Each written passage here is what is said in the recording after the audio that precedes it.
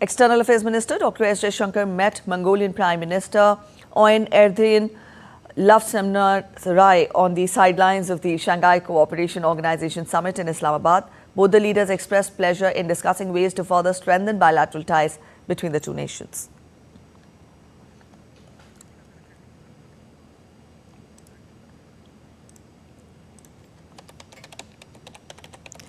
All right, so External Affairs Minister Dr. S. Jaishankar is in Islamabad to attend the SCO summit. We also told you how this is, in fact, a first high-level interaction between India and Pakistan in years.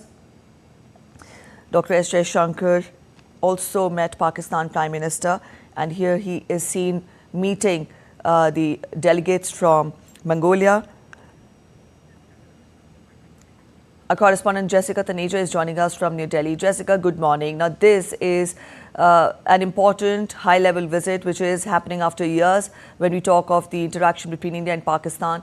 Get us more as to what all is the agenda when the External Affairs Minister participates in the SCO summit. Well, approximately at 10 a.m. India time, Pakistan time, which is half an hour ahead, would begin the SCO summit, and we could understand that there would be a session planned as well. Not much detail has been provided to that effect, but at this moment, when it comes to a few takeaways or expectations from the Shanghai Cooperation Organization summit being held in Islamabad, there are no talks currently between India and Pakistan which would take place there. Something that has been said by the External Affairs Minister S. Jaishankar himself, that there will be no talks between the two countries. As in when it comes to cooperation with other countries, you saw that he met his counterparts from Mongolia and other countries. Remember, the SCO is a grouping which was formed in Shanghai in 2001. It has members of the Eurasian region, which also includes the likes of Kazakhstan, as well as, in fact, even Belarus to that extent. So this grouping is a closely knit one and has met on and off. But when it comes to India's engagement at the SCO summit, it will be limited to understanding the wider cooperation between nations in this particular multilateral grouping. And the core purpose of this multilateral grouping, ever since its inception, has been cooperation in security as well as economic development, as I mentioned earlier, in the Eurasian region. So that continues to be the focus when it comes to India's engagement. Yes, you're absolutely right in pointing out this is perhaps after 9 years, the External Affairs Minister has visited Pakistan. And this certainly came with its own set of expectations. But it will be more advisable to wait for what in terms of the drafted declaration, or at the end, which is issued, the outcomes of this particular grouping and what it has to offer as an alternative multilateral forum, which we see in the West so often. But it is not considered a complete alternative. It's a framework that has countries which come together to talk issues on regional security more per se. All right, Jessica, now the SCO summit, is in succession to the Shanghai Five, and over the years it evolved to, new members being added. Help us understand the footing of this grouping on the global page. You tell us that it is, it is talking of economic stability and economic issues in the region. But then, what is the footing of this summit on the global page? How has it evolved over the years?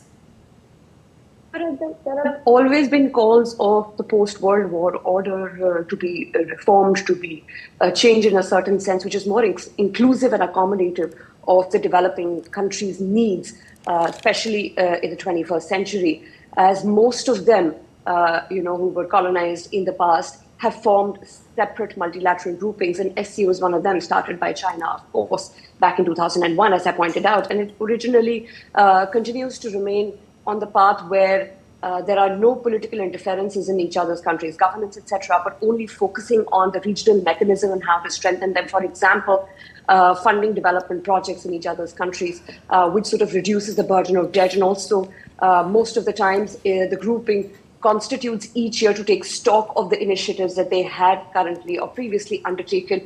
So it is, of course, limited to that. But at the end of the day, it is also a multilateral grouping which includes the countries, as I pointed out, Kazakhstan, you have Belarus, you have Tajikistan, you have Pakistan, India, China, as well as, you talk about Iran is also one of the members of this grouping. So all of these players with their shared interests come out and discuss as to what can be done when it comes to at least peace and security in the region. All right, Jessica, also, get us a sense of get us a sense of this as to how do we see this visit by the External Affairs Minister going to Islamabad after years. In fact, after 9 years almost, the External Affairs Minister will be in Pakistan. How do we see this visit? Could we say that only SCO is on the agenda, or do we look for more to it? As I pointed out earlier, the anticipation and expectation is for an India-Pakistan bilateral or talks between the two. That is not happening, and that has been cleared and reflected by External Affairs Minister Dr. S. Jaishankar's remarks previously as well. In fact, before leaving for the summit, yes, India is going there. It is going to attend. It has sent one of its top officials to Pakistan after many years. And this certainly was enabled by a certain environment that was created. You see, in 2021, when there was a ceasefire and there was truce at the border, at least primarily, there has been some movement in terms of, cooperation between the two, if not to the level of holding talks, because for India, talk and terror do not go together. And India continues to maintain that stance till the time Pakistan harbors terrorists that cause India trouble in the state of Kashmir and even elsewhere. India will not hold any kind of bilateral talks or talk on issues further unless that action is taken and Pakistan stops emanating terror and keeps a hold on it and stops harboring terrorists that have harmed India in the recent past as well, and things which will never perhaps be forgotten. So once those issues are ironed out, once Pakistan wants to talk about those issues, and if you've seen the Pakistan media yesterday, their foreign minister, Bilawal Bhutto, also spoke to quite an extent to the local media, saying that they would want to have a conversation with India. But India has clarified on the other hand that these initiatives will not matter because talk and terror will not go together. So that continues to be what the Indian view, and that is highly unlikely to change.